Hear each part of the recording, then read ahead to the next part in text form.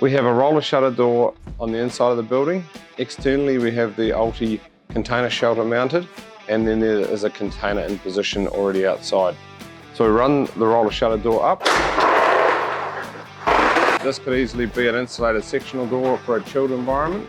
And as you can see out here, we have the shelter mounted externally, container in position. Now, to move the shelter out, it is as simple as pushing a button and that will fully extend over the container.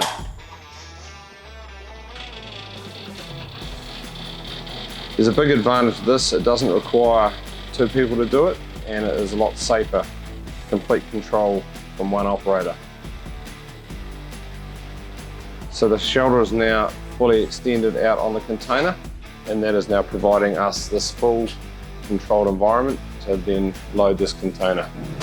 So once we have the shelter extended, we can then come out, open up the container doors. Now, a big thing to note, make sure we get the right size container shelter, because that then allows you to open the door wide enough to give product clearance from the thickness of the door. This is particularly important in chilled reefer containers. There is a couple of options for the leveler side of it. In this case, we have a ramp that is lifted in, and that basically is a bridge between the building floor and the container. There's also options for our vertical telescopic container leveler, which mounts in here. It sits in a vertical position and then drops down and goes onto the floor of the container. The forklift then proceeds with loading or unloading, and the reverse applies when you come to pack the container up. Basically, we remove the ramp or lift up the leveler, and then it is as simple as push the button to retract the shelter.